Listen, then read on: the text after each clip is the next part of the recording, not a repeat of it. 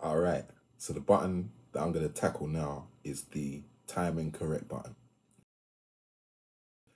So the timing correct, there's two ways of getting to the timing correction. As you can see here on the screen, I'm on the main screen now. If I go here, that's the timing correction right there. So I can change the settings here for the timing correction or switch it off. Okay, so I can do the swing as well. I can control the swing amount from here as well, as you can see. Okay, so the timing correction button, as you switch on the machine, is always lit anyway. Okay, if I press the timing correct button just once, it turns it off. So if I press it again, it's back on. All right, the next way of getting to the timing correct is hold the timing correct button down and press the window button. That's from anywhere on the screen. Let me just demonstrate that. So if I go, let's just go over here. Okay. So if I press timing correct, if I hold it, it goes over there. And then if I press window, it goes into the actual options for the timing correct. So here you got the same options. Plus you got a few more options here. Okay, if you want to change actual, this is for changing actual events that are already done already.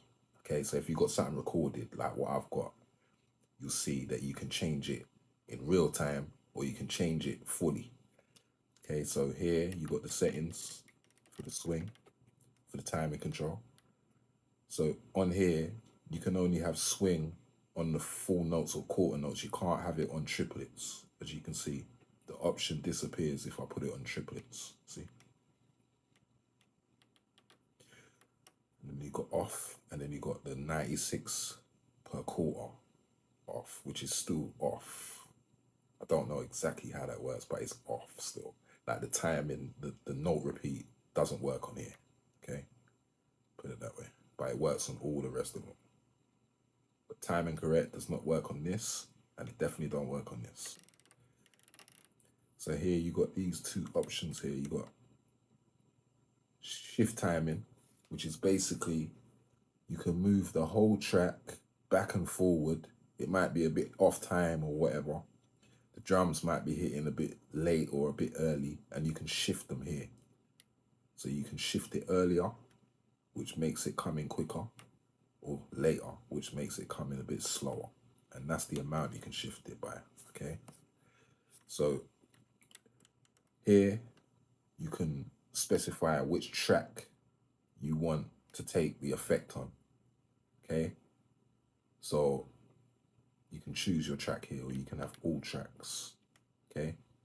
Here you can specify the time that you want the change to take place, the effect to take place. So you can specify whichever part of the bar, whichever part of the beat, you can specify it here in between wherever start is, the start and the finish, and you can specify whichever you want.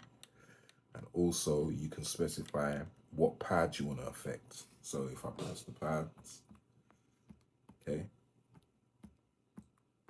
again, you can specify here with the rotary knob as well. So you can scroll through it like that. Or you can go to all, and if you want to specify a pad or whatever, or two pads, and if you want to de-specify them pads, you press the same pads again, and that's it. So here, if you've got a track that's already done and you want to set maybe some swing, or you want to change it to triplets, you go to this page here, and then after you're done, you press do it, okay? But we're not going to do that right now, okay? So we've got this track here. It's the same drum track. So the great thing about the MPC 4000 is you can, this is a trick, by the way, yeah, this is a little tip for you people, right? You can actually change the timing in real time while it's playing. I mean, if you've got a track, okay, that's already recorded, you can change the swing as it's playing, okay? And I'm going to show you that right now. So I'm going to play the track, press timing control. In fact, let's go to timing control. You can do it like this as well. So if you just go to time and control on here and press the window button, come to this screen here. So if I change this, see, it changes to triplets. You understand? So, or if I change the swing, see?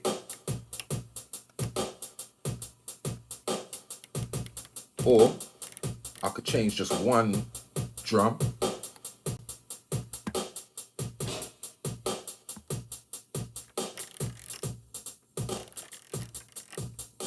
And that's how it works. It's easy as that. All right, so if you want to listen to the swing, how it sounds before you record it, you can just play the track, play an empty track, put your note repeat on, and hold the key down, hold the pad down, and move the swing around.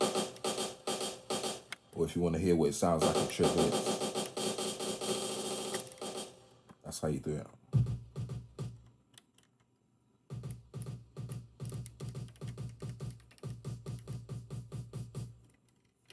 So that's the swing. That's how you use the timing control button. Very easy. Also, if you want to put your stuff back to normal, say you've put swing on it, you can press undo. Undo sequence works on the swing as well. So you can press undo. If you want to put, if you made a mistake and you don't like it, you can actually press undo to go back to how it was before. All right, the next button I'm going to cover is the master tempo button. This is very simple. Basically, the master tempo button sets the master tempo, and it's simple as that. So whatever your master tempo is set to, all of your sequences will be set to the same tempo, okay? So if I press the master tempo button, the light will switch off. Okay, if I switch it, if I press it again, the light will come on the master button. So as you can see here, I've highlighted sequence. So what will happen is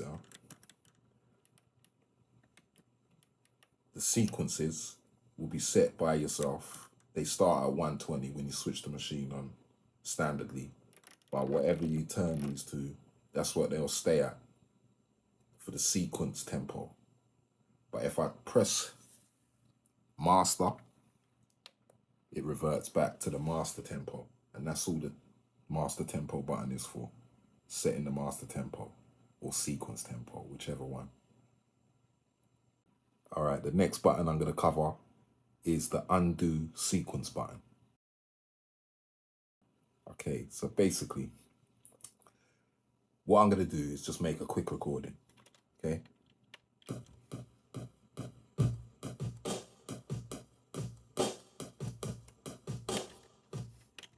Right, so I've got my recording now, yeah? Let's just go to sequence edit. As you can see, right there, the MIDI notes are right there, okay?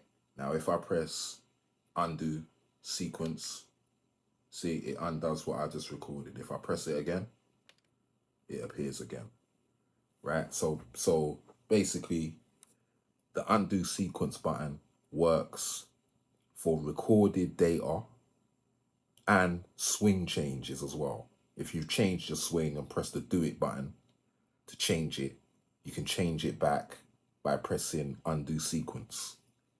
So that's how the undo sequence button works. It's very simple. All right, the next button I'm going to talk about is the tap tempo button. Most people know about this button, what it means. So tap tempo, basically, you can tap it and it gives you a readout of the tempo. So if you've got a sample or something and you want to tap in time to it, this gives you a rough idea of what it is. Usually I tap it either twice or 4 times, sorry.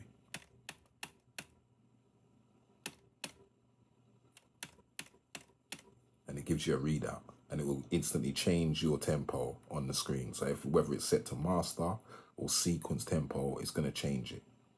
And that's it. That's how you use tap tempo. Next button I'm going to talk about is the window button. I'm just going to give a brief outlook on the window button because it's very simple. Basically, the window button, if you go into any option or if you highlight anything like on here on the screen and you press the window button, it just takes you into another option.